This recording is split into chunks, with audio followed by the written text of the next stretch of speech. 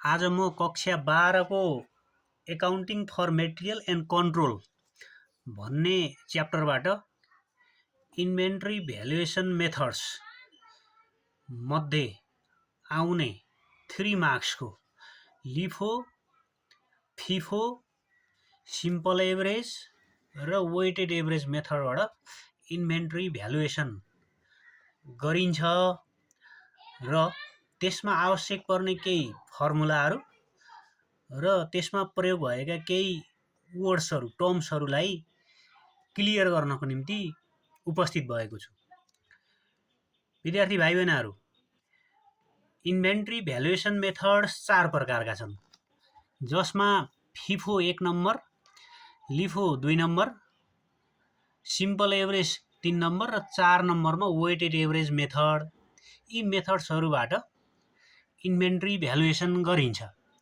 अनि हामीलाई inventory valuation method चाहिँ 2 सिस्टमबाट गरिन्छ, एउटा पर्पेचुअल सिस्टम, एउटा पेरियोडिक सिस्टम। पछिल्लो समय पेरियोडिक सिस्टमबाट धेरै सोध्ने गरेको छ, तर पर्पेचुअल सिस्टमबाट पनि पढ्नुपर्ने भएकोले सोध्दैन भन्न मिल्दैन।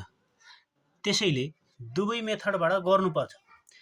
तर अहिले जनरली दुवै मेथडमा गर्ने तरिका फरक भए पनि त्यसको कन्सेप्ट चाहिँ एउटै अथवा फर्मुला लगाउने तरिका चाहिँ एउटै भएको हुँदा म त्यसमा प्रयोग हुने 4 वटा आइटम्सहरू निकाल्नुपर्ने हुन्छ।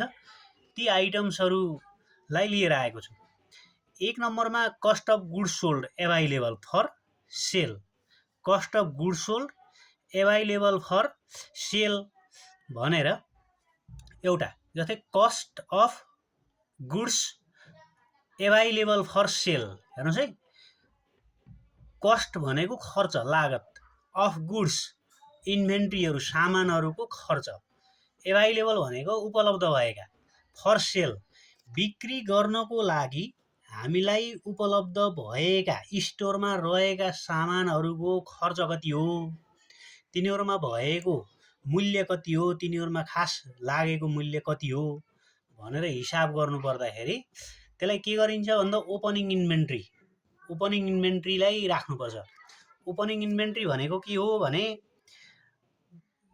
व्यापार व्यवसाय चल्दै जाँदाखेरि बिक्री हुन नसकेर रहेको सामग्री जो अघिल्लो ट्रान्जेक्सनमा हुन्छ, हामी ट्रान्जेक्सन सुरु गर्ने बेलामा त्यो रहेको सामानबाट हाम्रो ट्रान्जेक्सन सुरु हुन्छ।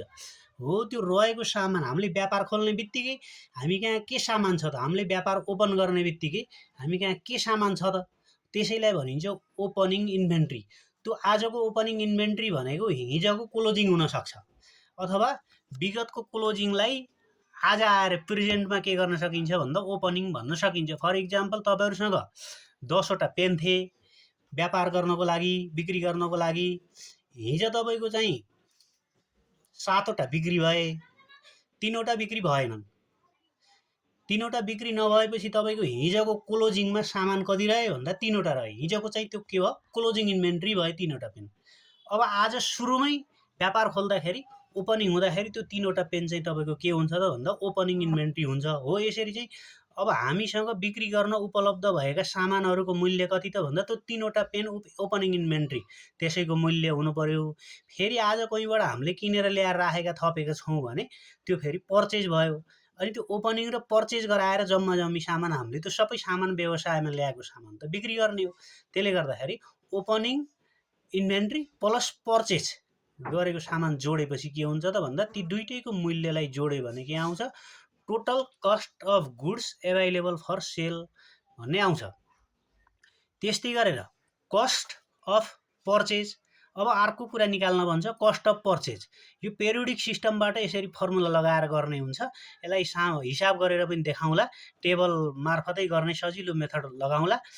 अहिलेलाई यो फर्मुलाबाट बुझ्नुहोस् कि कस्ट अफ पर्चेज, कस्ट भनेको खर्च, अफ पर्चेज भनेको किन्दाखेरि हामीले कति सामान किन्यौँ र त्यो सामान किन्दा हामीलाई कति खर्च भयो, त्यही नै हो कस्ट अफ पर्चेज भनेको।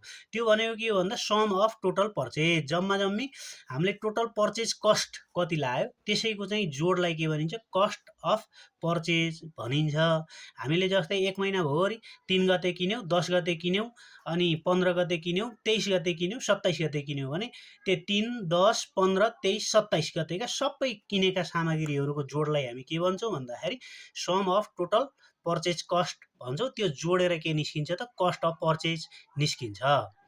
अनि त्यसै गरेर कस्ट अफ गुड्स सोल्ड भनेको के हो भन्दा कस्ट भनेको त खर्च भइहाल्यो, कस्ट लागत भइहाल्यो।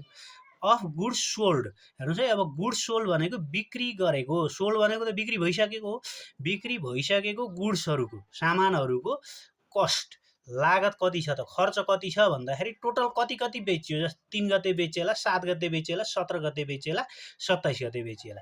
अनि त्यो 3, 7, 17, 27 गतेका सबै कति कति मूल्यका सामान बिक्री भए त्यसैको जोडलाई के भनिन्छ भन्दाखेरि कस्ट अफ गुड्स सोल्ड भनिन्छ।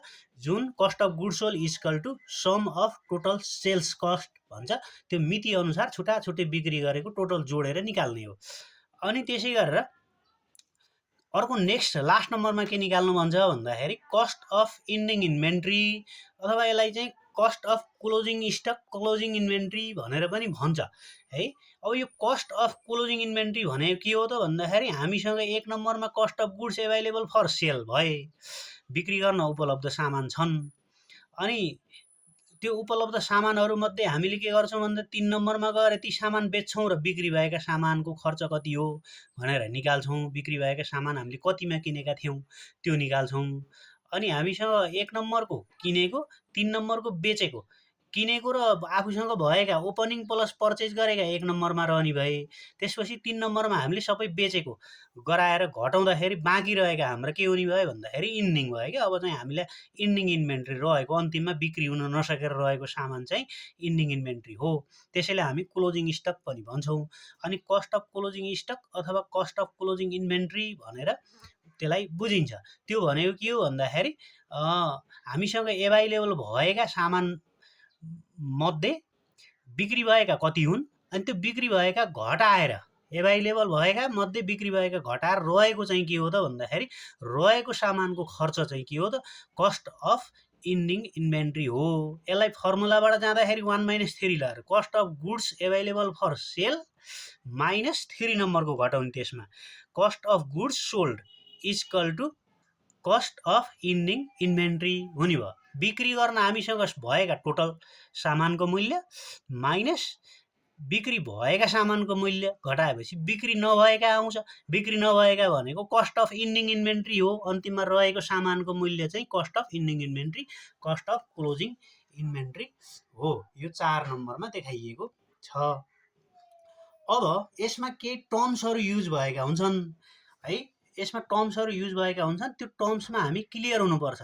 त्यो टर्म्सहरू के हुन् त भन्दाखेरि अब यसमा 3वटा टर्म्सहरू मुख्य गरी टाइटलको रूपमा 3वटा टर्म्सहरू हुन्छन्।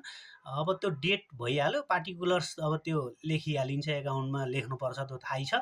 अब यसमा चाहिँ एउटा रिसिप्ट भन्ने कलन हुन्छ, त्यसका सब कलनहरू 3वटा हुन्छन्। क्वान्टिटी, रेट, एमाउन्ट लेखेको, एउटा क्वान्टिटीको, एउटा रेट लेखेको, एउटा चाहिँ एमाउन्ट अथवा total. Quantity rate total, quantity rate total, quantity rate total लेखिन्छ 3 ठाउँमा। अनि त्यो 3 ठाउँमा मुख्य टाइटलहरू के हुन् भन्दाखेरि एउटा रिसिप्ट हो। रिसिप्ट भनेको के हो भन्दाखेरि हामीले प्राप्त गरेको रिसिप्ट हो। अनि त्यो रिसिप्ट कसरी हुन्छ त भन्दाखेरि जब हामीले कहीँबाट किन्छौँ त्यति बेला चाहिँ के हुन्छ त रिसिप्ट हुन्छ हो। अब रिसिप्ट भनेको के रहेछ भन्दा हामी कहाँ आएको, हामी कहाँ बढेको भन्ने कुरा। हाम्रो स्टोरतिर सामानहरू बढ्यो भने हामीले रिसिप्ट भनेर लेख्दा रहेछौँ, सामान बढ्यो भने रिसिप्ट। अब स्टोरको सामान घट्यो भन्ने भयो भने हामी के गर्छौँ भन्दाखेरि इस्यु लेख्छौँ, इस्यु। अब यो इस्यु कति बेला हुन्छ भन्दा स्टोरको सामान कति बेला घट्छ, जति बेला हामीले बिक्री गर्छौँ त्यति बेला स्टोरको सामान घट्छ। त्यसले गर्दाखेरि हामी के गर्छौँ त भन्दाखेरि बिक्री भएर घटे पनि अथवा अरू कारणले, कुनै कारणले घट्न सक्छ, त्यो भयो भने पनि हामी के लेख्छौँ भन्दाखेरि इस्यु लेख्छौँ। अनि त्यसपछि यो रिसिभ गरेका, इस्यु गरेका, रिसिभ भएका टोटलबाट इस्यु गरेका घटाएपछि त्यो के रहन्छ भन्दाखेरि ब्यालेन्स रहन्छ हो। त्यो ब्यालेन्स चाहिँ के हो त भन्दा क्लोजिङ इन्भेन्ट्री हो। ब्यालेन्समा पनि हामी क्वान्टिटी रेट टोटल गराएर फर्मेट बनाएर लेख्छौँ। अब यसमा रिसिभ भएको र इस्यु भएका टर्म्सहरू मुख्य गरी छुट्याउनु पर्ने हुन्छ।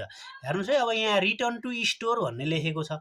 रिटर्न टु स्टोर भनेको के हो भन्दाखेरि हाम्रो स्टोरतिर फर्कियो ल हैन रिटर्न भनेको त फर्केर आउनु हो टु स्टोर भनेको त गोदाम हो नि हाम्रो गोदामतिर फर्केर आयो त्यसलाई हामीले के भन्ने भन्दा रिसिप्टमा राख्ने सामान बढ्यो हैन यसले हामीलाई रिसिप्टको कोठामा सामान भर्नु पर्ने हुन्छ यो सामान बढ्यो रिसिभ गर्ने अनि त्यसपछि सरप्लस सामान स्टक भेरिफिकेसन भनेको के भन्दाखेरि ल स्टक कति छ गनौँ त भनेर चाहिँ भ्यालु गर्दाखेरि सामान हेर्दै जाँदाखेरि बिक्री भएको अनि त्यसपछि किनेर ल्याएको हामीसँग पुरानो रहेको एभाइलेबल हैन ओपनिङलाई पुरानो रहेको भनियो गरे अनि त्यसपछि बिक्री भएको भन्नु पर्यो अनि बिक्री भएको अनि किनेको सबै कुराहरू कम्पेयर गर्दै जाँदाखेरि अब हाम्रोमा कति सामानहरू रहनु पर्ने थियो त भन्दाखेरि ल 10 युनिट रहनु पर्ने थियो हेर्दै जाँदाखेरि त त्यहाँ त 11 युनिट जस्तो देखियो 11 युनिट जस्तो देखियो रहेको अनि 1 युनिट त बढी भयो नि हो त्यो बढी भएको युनिटलाई के भनिन्छ भन्दा सरप्लस भनिन्छ अनि त्यो स्टक भेरिफिकेसन भनेको त्यही 11 मा 1 पत्ता लगाउनु 10 बाट 11 हुँदा 1 पत्ता लगाउनु नै के हो भन्दा स्टक भेरिफिकेसन हो प्रुफ गर्दाखेरि स्टकको प्रमाण के भयो एउटा बढी देखियो एउटा बढी देखिनु भनेको त स्टोरमा सामान बढ्यो भन्ने बित्तिकै तपाईँले केमा राख्नु पर्यो त्यसलाई स्टक भेरिफिकेसन सरप्लसलाई रिसिप्टमा राख्नु पर्यो त्यस्तै रिटर्न टु भेन्डर भन्ने बित्तिकै हेर्नुहोस् है विक्रेता हाम्रो स्टोर हो हाम्रो स्टोरमा सामान ल्याउनको लागि कसैले त हामीलाई बिक्री गर्छ सेल्सम्यानहरू हैन seller company wholesale company seller कम्पनीहरू हुन् अनि त्यसले के गर्छ भन्दाखेरि बिक्री गर्छ अनि बिक्री गरिसकेपछि हामीले ल्याउँछौँ अनि केही सामानहरू ड्यामेज भएका कारणले हामीले के गर्छौँ त भन्दा रिटर्न टु भेन्डर गर्छौँ हामीले उसैलाई फर्काइदिन्छौँ उसैलाई फर्काइदिइसकेपछि सामानहरू के गर्छ त हाम्रो स्टोरबाट त घट्यो भने इस्यु भनेको बिक्री गरेर सामान घटेको जस्तै अब फिर्ता गरेर पनि हाम्रो स्टोरबाट सामान घट्ने भयो स्टोरको सामानहरू केही ड्यामेज भएको हामीले जहाँबाट ल्याएको थियौँ त्यहीँ बेचिदिन्छौँ होलसेलर डिलरहरूलाई फिर्ता गरिदिन सक्छौँ हो त्यो फिर्ता गरेकोलाई के भनिन्छ भन्दा इस्यु भनेर भनिन्छ यसले घटाउँछ इस्युले घटाउँछ रिटर्न फ्रम भेन्डर फेरि विक्रेताबाट फर्केर हामीले उसलाई फर्काएका थियौँ फेरि उसैले होइन यो त ठिकै छ त भनेर फेरि फर्काएर दियो फेरि फर्काएर यहीँ ल्याइदियो भनेपछि त्यो के भयो रिसिप्टमा आयो रिसिप्टले के गराउँछ बढाउँछ त्यस्तै गरी स्टक सर्टेज भयो जस्तै 10 हुनुपर्ने 11 भयो नि सरप्लस भयो भनेको थियौँ हामीले अब 10 हुनुपर्ने 9 भयो देखियो भने पर त्यहाँ के भयो सर्टेज भयो त्यहाँ स्टोरको सामान घटेको देखियो घटेको देखाउने वर्ड चाहिँ के हो त भन्दा इस्यु हो अनि इस्युमा राख्नुपर्छ सर्टेज लेख्यो भने अनि त्यसलाई डिफिसिट पनि भन्छ सर्टेजलाई अनि रिटर्न फ्रम स्टोर भन्छ फ्रम स्टोर है हाम्रो स्टोरबाट फ्रम भनेको त बाटो हो यस्तो वर्डलाई पनि ख्याल गर्नुपर्छ रिटर्न भयो फर्कियो फ्रम भनेको बाट स्टोरबाट हाम्रो स्टोरबाट फर्काइदियो भनेको त अन्त बाहिर पठाइयो सामान बाहिर सामान पठाउँदा हाम्रो स्टोरमा अब सामान घट्छ त्यसलाई इस्यु भनेर भनिन्छ यसरी टर्म्सहरू जेनरली हेर्नुहोस् है अब तपाईँले चाहिँ रिटर्न यो फ्रमवाला वर्डहरू आयो भने बार हामी कहाँ बढेको हुन्छ अनि टु वाला वर्डहरू आयो रिटर्न टु अथवा रिटर्न फ्रम यस्तो हुन्छ नि यो त्यो फ्रम भन्ने म्याक्सिमममा फ्रम भनेको बढेकोमा लगाइन्छ रिसिप्टतिर राख्नु पर्यो अनि रिटर्न टु भन्ने बित्तिकै घटेकोमा राख्नुपर्छ तर दुईटा केसहरू जस्तै रिटर्न टु स्टोर भन्ने छ त्यहाँ रिटर्न टु स्टोर सबभन्दा माथिपट्टि छ हेर्नुहोस् त रिटर्न टु स्टोर भन्ने छ नि स्टोरमा फर्केर आयो त्यसले त रिसिप्ट जनायो रिटर्न फ्रम स्टोर भनेको त्यो स्टोरबाट फर्काइयो भनेको त्यसले चाहिँ सामान स्टोरको घटायो यसले गर्दाखेरि यिनी दुईटा वर्ड बाहेक return to store return from store हो यसलाई चाहिँ जान्नु होला रिटर्न टु स्टोरले बढाउँछ रिटर्न फ्रम स्टोरले घटाउँछ अन्यथा फ्रम वर्डहरूले बढाउँछन् अनि टु लगाएका वर्ड्सहरूले के गर्छन् भन्दाखेरि घटाउँछन् भनेर बुझ्नु होला र अब हामीहरू यसको हिसाबको बारेमा चर्चा गर्नेछौँ अर्को भिडियोमा धन्यवाद।